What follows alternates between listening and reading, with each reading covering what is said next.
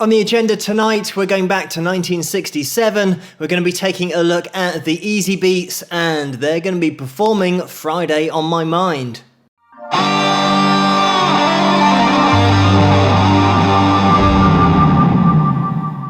Hello, Phil here from Wings of Pegasus, and welcome to another analysis video. If you enjoyed this video, please give it a thumbs up and subscribe.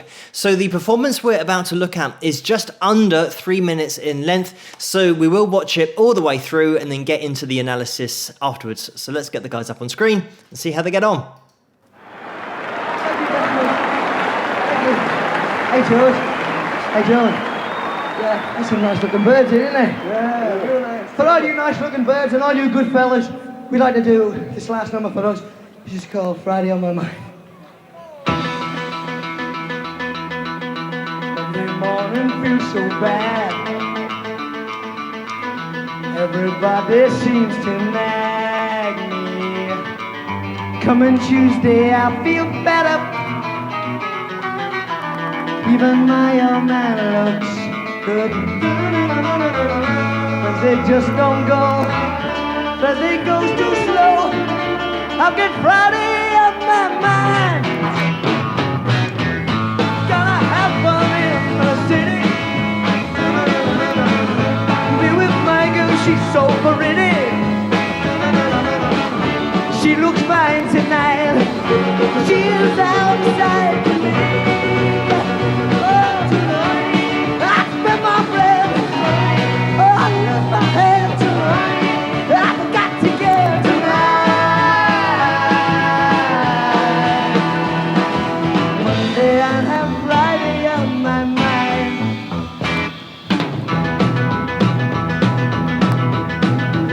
Big right once more. And there was nothing else that bugs me more than working for the rich man. Yeah, I'll change that scene one day. Today I might be mad, tomorrow I'll be glad, cause I'll have Friday on my mind. Gonna have fun in the city. Be with my girl, she's so pretty. She looks fine tonight. She is outside to me. Yeah. I spend my bread. I lose my head. I've got to get tonight. Monday I'll have Friday on my mind. Yeah, gonna have fun in the city. Be with my girl, she's so pretty. Gonna have fun in my city. Be with my girl, she's so pretty.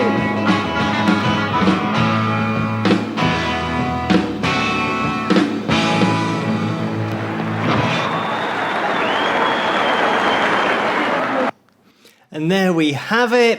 The first thing to mention about this video, not only Stevie's frontman ability and the way that he just gets everybody's attention and keeps you so engaged throughout the performance. That's Stevie Wright, by the way, the guy that was singing, and the link to this video, as always, is going to be in the description below, so you guys can watch it there as well if you want to.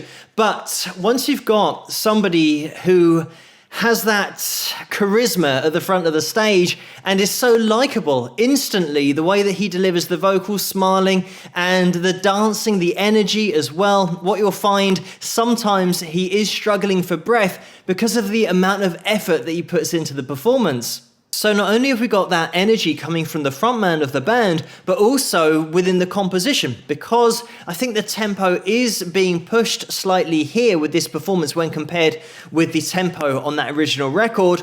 Also, it seems like the crowd are doing the wrong kind of dancing for this high energy track, but moving past that, the thing about this song and the way it is played on the guitar is that it will fly under the radar unless you play guitar yourself as to all of the techniques that are being used.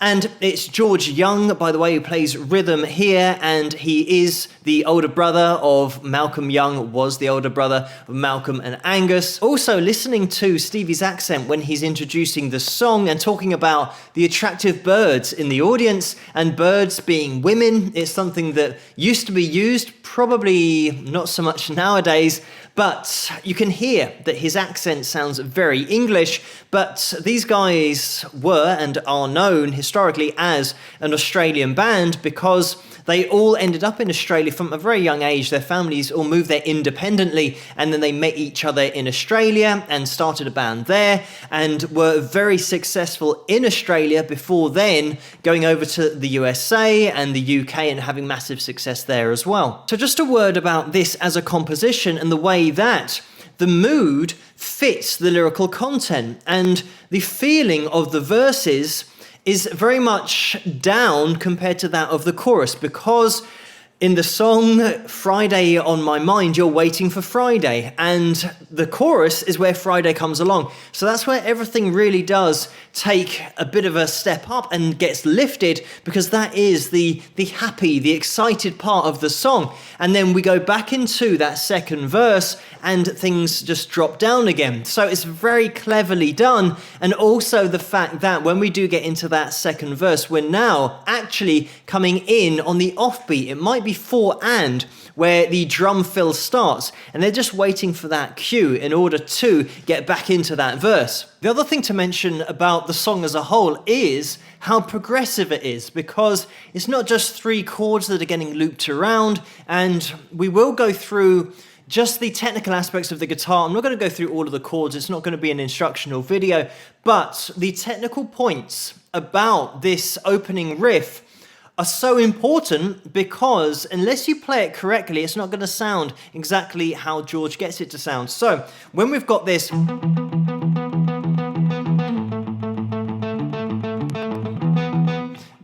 intro riff and jumping between the A string and the D string, the most important thing here, then I did apply a little bit of palm muting in order to get the sound a little bit clearer, so that hopefully you guys can hear each note individually, because that is the key. I'm not sure whether George is going to be applying palm muting to it, because he's probably got a bit of a cleaner tone. So having this concise sound to the riff is so difficult to do, because you have to pick and not catch the other string. If you catch the other string, it starts to sound like this.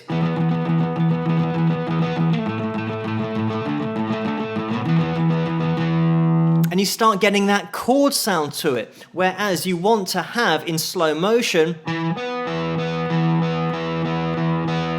2 definite picks with the palm muting to make it a little bit clearer.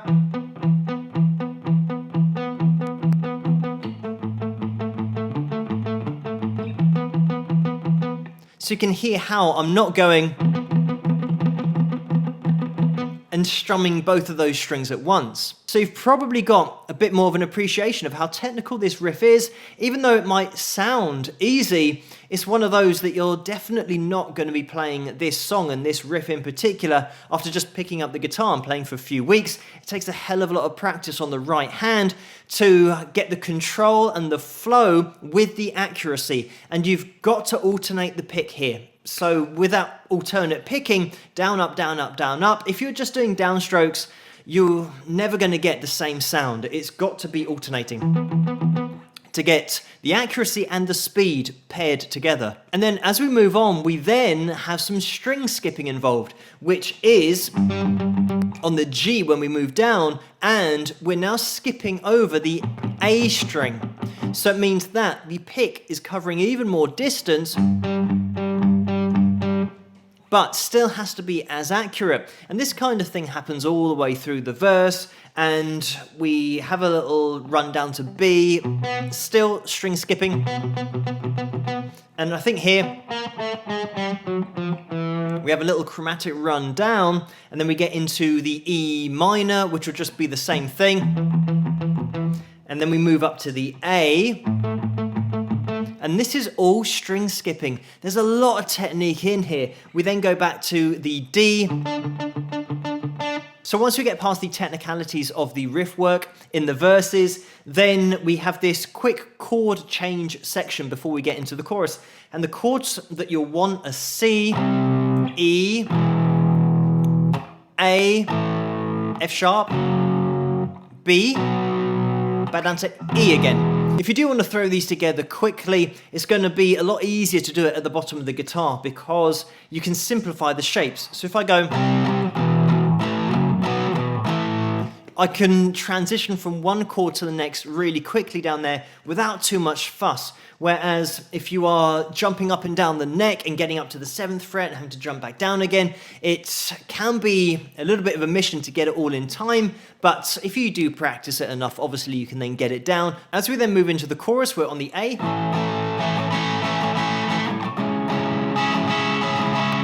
And then that's going to the D flat minor, and then we get into the A bar chord position on the 5th fret.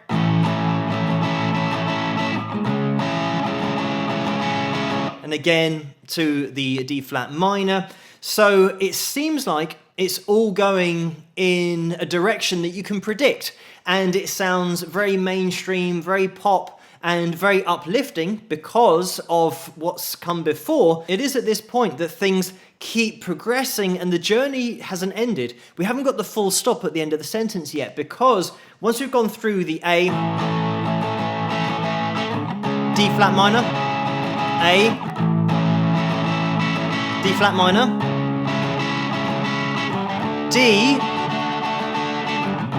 F sharp. So these two chords here are additions to what we've already heard. So it means that our journey isn't going round in a circle between two chords, it's continuing F sharp, B minor, D, B. So all of these chords haven't given you that full stop yet, and it has that effect of continuing a journey. We all know that by the end of the chorus, we're going to get the tagline of the song, and just fast forwarding to that point, we have the A minor,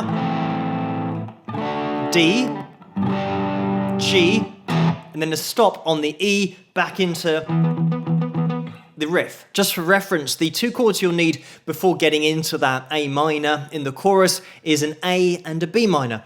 But it is the way that it's been put together musically to get that feel of being uplifted in the chorus. And then by the end of that chorus, we're going down because of that A minor, the D, the G, and the E, and back into our riff.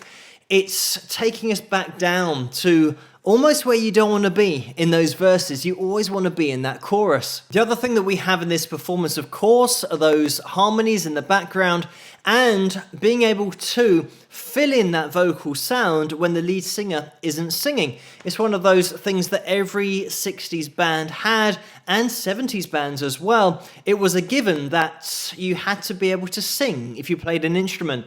And having 2 or 3 vocalists really gave such a full sound live so that they could replicate the records. We do have Dick Diamond on bass here as well, but he doesn't get any airtime, unfortunately, at least not that I saw. And we do have Gordon Snowy Fleet on drums as well, keeping that rhythm section really tight. The drums and bass have to be on it in order to get a good live performance, and it definitely is here. I do want to get into a little bit of the background behind the band and cover a little bit of the history, because they're one of those bands that really did burn brightly when they were around. I mentioned earlier about them all ending up in Australia, even though they came from the UK and Netherlands as well, basically Europe, and then they got together in 1964 and started playing in the basement of a pub in Sydney, and they started to become popular. It was obviously inspired by the bands of the British Invasion, pretty much all of which you can find on this channel. But the important thing to mention about the Easybeats is that they were an original band. They wrote their own songs, and there were a lot of bands at the time who were just playing covers, and that was it. So Mike Vaughan started to notice this band, got involved with them and signed them, so he was now their manager, and through him they also managed to sign to an independent label. They also signed to Albert Productions, which was a publishing company at the time, and through that got a link to Parlophone Records and signed a deal with them. So, in 1965 is where everything happened, because their first single that they released was called For My Woman, and that got to number 33 in the charts, and then the next single, She's So Fine, was a massive hit. It got to number 3 in the charts, and that made them nationally known all across Australia. That same year, they released Wedding Ring, and that got to number 7 in the charts, massively successful, with their first album released that year as well, 1965, and that was just called Easy. They were writing their own songs as well. That was an album of originals where all of the band members really did pitch in, and in 1966 is when they released their second album, and that was called It's Too Easy. They were touring Australia as well, massively popular and successful in Australia, and this is when Mike Vaughan, their manager, flew over to the USA while the guys were still in Australia to see if he could drum up any interest over in the USA from the record labels there, and he did. So they signed to United Artists over in the USA. They released their EP called Easy Fever, and then Volume 3, the third album, came along, and that was the last album that they recorded in Australia, because in 1966 they relocated to London, and they also teamed up with Shel Talmy, and he was the producer for The Who and The Kinks. So he knew how to get that sound of those British Invasion bands, which is what the Easybeats were after. They recorded Come and See Her, and unfortunately when that was released, it didn't do particularly well. So they intentionally went for a more sophisticated sound. That's what the record label wanted, and the band, I think, as well. And this is the song that they came up with, Friday on My Mind. And you can tell that this song is so different to other songs that were around at the time because of the progressive nature that we've just been through. So they released this in 1966. It was a massive hit, got to number 6 in the UK and also number 16 in the USA. In 1967, they released Who'll Be the One, and unfortunately that didn't do as well. At this time, they were touring with the Rolling Stones, and in 1967, they released Good Friday, and that was the album that in the USA was called Friday on My Mind.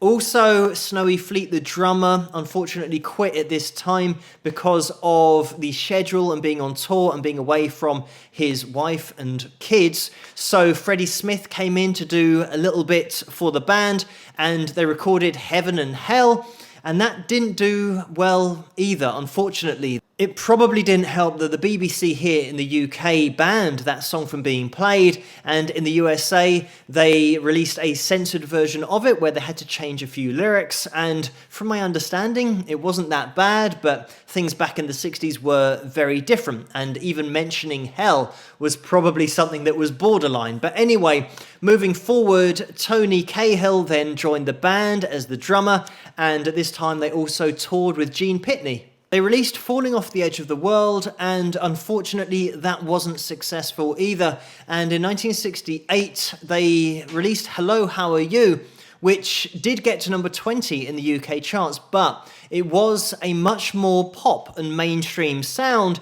and the band, after releasing that, said that it might have been a mistake because a lot of their hardcore fans were then alienated because of that sudden change in sound. In 1968 was the year that they released their album Vigil. Getting into the late 60s now is when the band started to drift apart. Harry and George, as the songwriting duo, started to find that they could get the sound that they wanted in the studio production-wise, but also started playing other instruments. So they felt like they could almost get everything down just by themselves. In 1969, they did sign with Polydor Records and they released St. Louis. Unfortunately, that didn't do very well here in the UK, but it was a hit in Australia where it got to number 21 in the charts. Their final album, Friends, was released after they'd already separated, and interestingly, the final Australian tour that they did was very much just to try and pay back the debt that they owed to the record label. And this is the way that it works. If you sign a recording contract with a label, they spend a lot of money on production and touring and marketing, and if you're not successful, you owe them that money. So the guys had to tour, even though they probably didn't feel like doing that at that time because they knew that they were going to go their separate ways. Also, to mention that Harry and George were writing songs for another 3 years in the UK to try and pay back that debt to the record label. So it's something that I think people don't understand how recording contracts work. Once the guys went their separate ways, they explored different avenues independently, but it's great to have a look back at these guys in full flow with one of their monster hits, but also to touch on the technicalities of actually playing this song, because there's a hell of a lot in there. Anyway, thank you guys so much for suggesting this video for me to take a look at, and keep those suggestions coming in the comments below. Let me know what you guys think, and if you enjoyed this video, please give it a thumbs up and subscribe, and I'll see you guys at the next one. Rock!